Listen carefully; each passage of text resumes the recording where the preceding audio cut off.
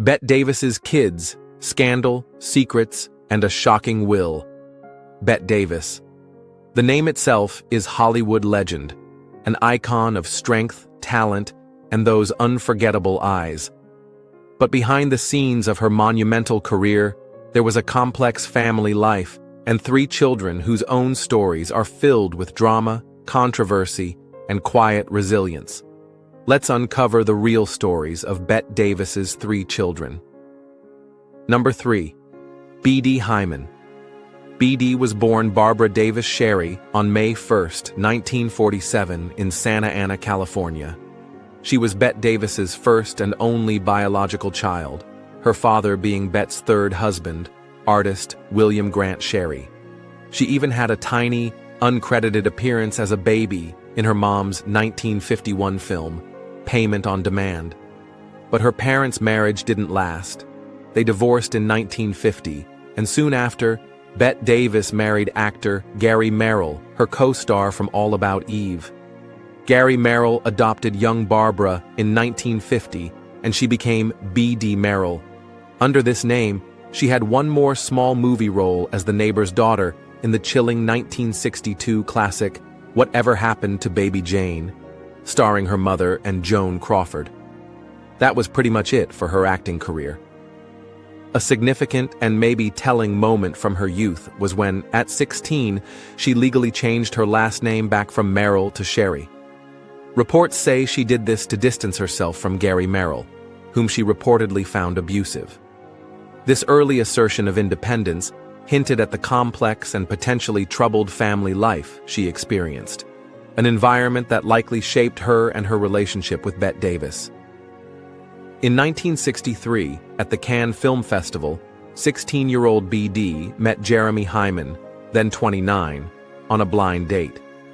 Jeremy was the nephew of Elliot Hyman, a big name in the film industry who owned 7 Arts Productions.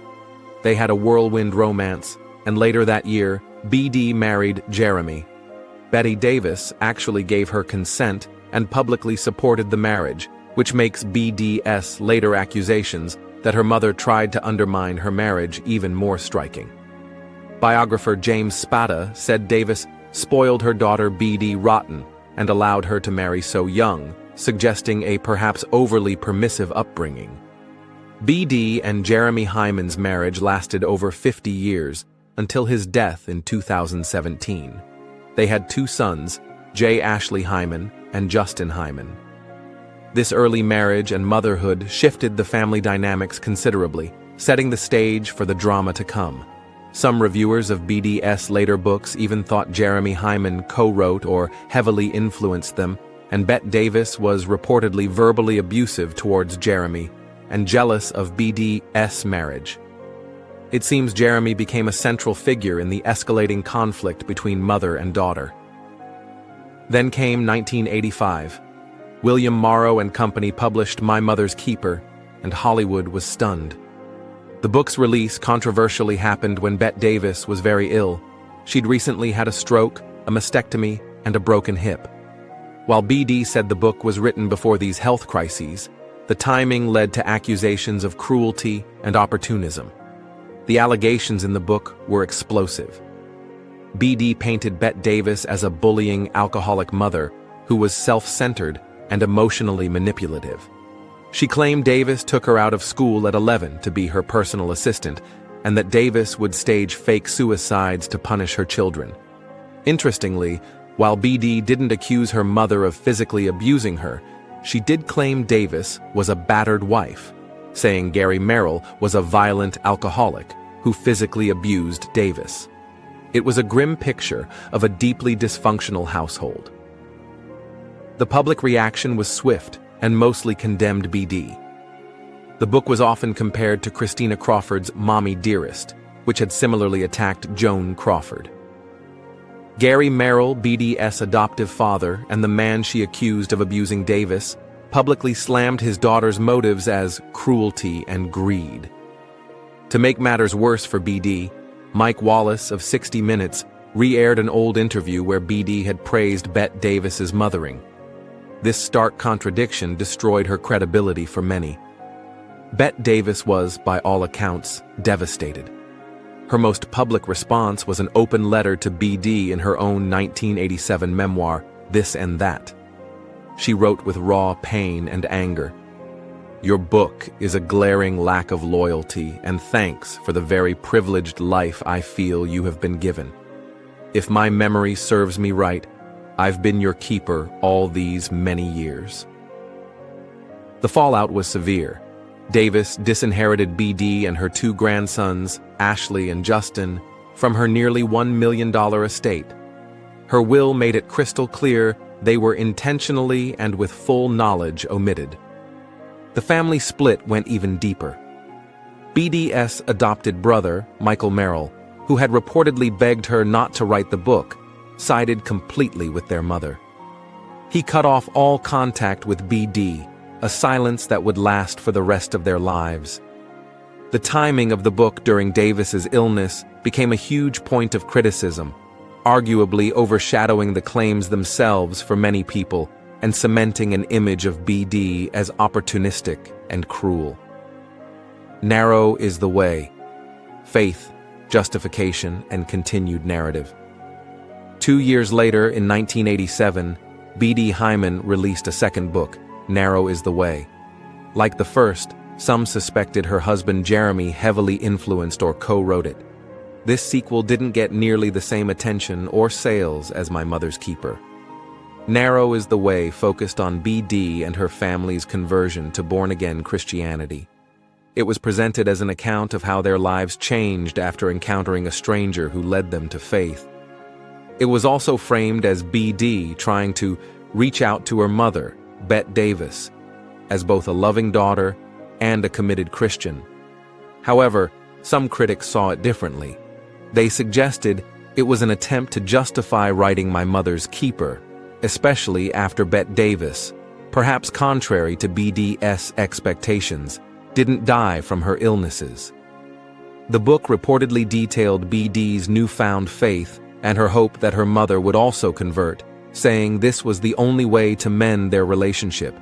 It also reiterated BD's longing for true motherly love and repeated claims of Bette Davis's verbal abuse towards Jeremy Hyman and their children, and accusations that Davis was jealous of BD's family life. Narrow is the Way seemed like a strategic move by BD to reshape her public image, framing her previous actions as part of a spiritual journey or even as a form of tough love rather than just revenge. After the memoirs and the massive public and private fallout, B.D. Hyman embraced born-again Christianity. This became a central part of her new identity. She established B.D. Hyman Ministries and has served as a pastor of her church, based in Charlottesville, Virginia.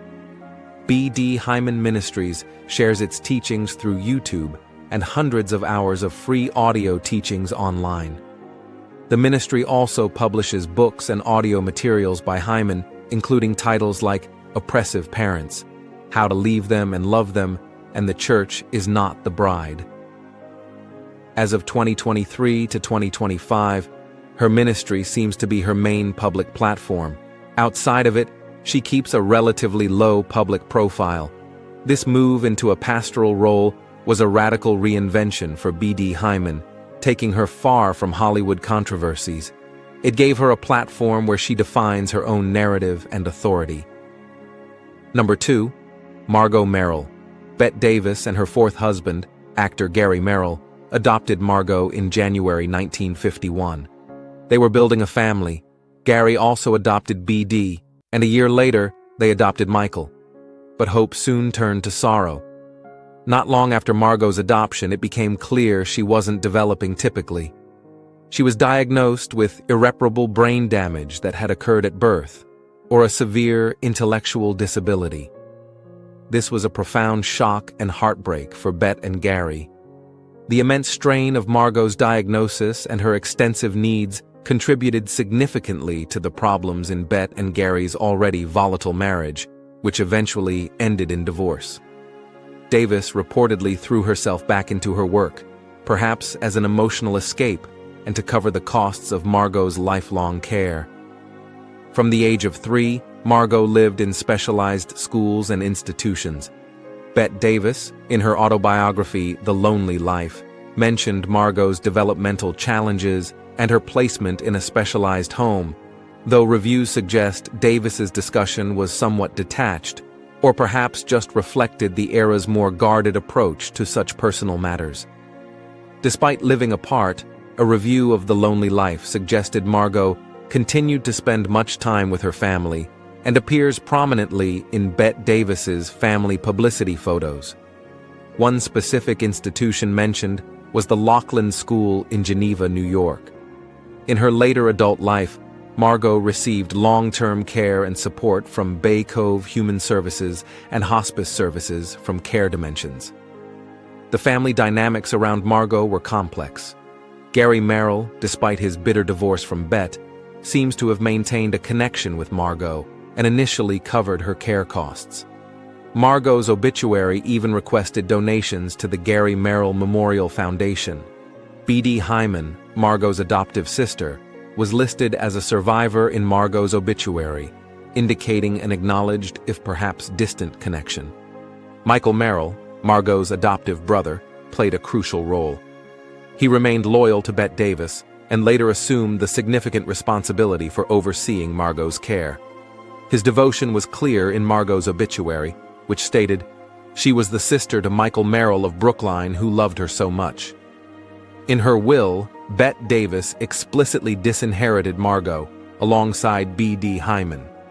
This was shocking, given Margot's lifelong dependencies. However, there's speculation that a separate, private trust might have been established for Margot's care, which wouldn't be public record. Michael, having inherited significantly from Bette, was also financially positioned to ensure his sister's well-being. Margot Merrill passed away peacefully on May 4, 2022. Her obituary painted a picture of a special person, gifted in her own way, who, despite a difficult and challenging life, found happiness and joy. She was remembered for her love of people, contagious laugh, keen sense of humor, and resilience. She even overcame breast cancer. She loved sports, participated in the Special Olympics, and was an avid Boston sports fan.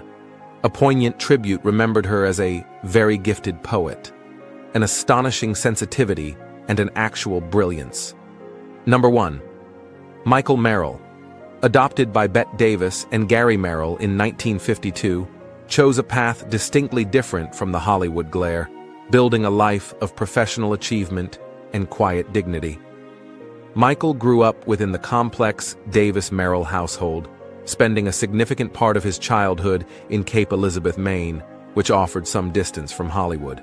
He acknowledged the difficulties his parents faced trying to maintain a suburban family life amidst their demanding careers. Throughout Bette Davis's life, especially during her later turbulent years, Michael remained a remarkably close and supportive son. This loyalty was in stark contrast to Davis's fractured relationship with Bette Hyman. Michael, along with Catherine Cermak, Bette Davis's assistant, co-founded the Bette Davis Foundation in 1997, offering bursaries to young actors, a fitting tribute to his mother. His public comments about his family have generally been genial and supportive, though careful. When Bette Hyman published My Mother's Keeper, Michael, who had reportedly begged her not to write it, unequivocally sided with his mother. He severed all contact with Bette, a rift that never healed. He consistently denied his sister's claims of abuse against their mother. This steadfast loyalty during the family's biggest crisis likely cemented his position as Bette Davis's trusted confidant. As mentioned, Michael also took on the responsibility for his sister Margot's care, a quiet, lifelong commitment that underscores his character. When Bette Davis died in 1989, her will made Michael Merrill and Catherine Cermak the primary beneficiaries of her estate, valued between $1 million and $2 million. They were also named co-executors. This highlighted Davis's immense trust in Michael. The will explicitly disinherited Bette Hyman and Margot Merrill. The careful stewardship shown by Michael particularly through the Bette Davis Foundation, seems to be an effort to honor his mother's professional legacy positively, counterbalancing the negativity from My Mother's Keeper. Michael Merrill built a distinguished career far from Hollywood as a real estate attorney in Boston. In 1979, he co-founded the law firm Merrill and McGeary. His practice focuses on real estate and condominium law. He earned his BA from UNC Chapel Hill and his JD from Boston University School of Law. Before starting his firm, he defended U.S. military personnel in Germany. Beyond law, Michael has been deeply involved in public service in Brookline, Massachusetts, where he's lived since 1973. In 1982, at 30, he became Brookline's youngest ever selectman, an achievement that reportedly thrilled both his parents. He served 4 terms as a selectman, including 3 years as chairman, was a longtime town meeting member, and president of the Chamber of Commerce. Michael married Charlene Raum Merrill in 1973. Their marriage lasted until her death. They had 2 sons, Matthew and Cameron S. Merrill. Cameron followed his father into law and is an attorney at Merrill and McGeary. He also served as a Brookline town meeting member, echoing his father's civic involvement. Michael has grandchildren, including one named Davis Merrill, a subtle, poignant nod to his iconic mother. Their stories, filled with love, betrayal, public scandal, quiet devotion, and personal triumphs, paint a complex, human picture behind the larger-than-life persona of Bette Davis.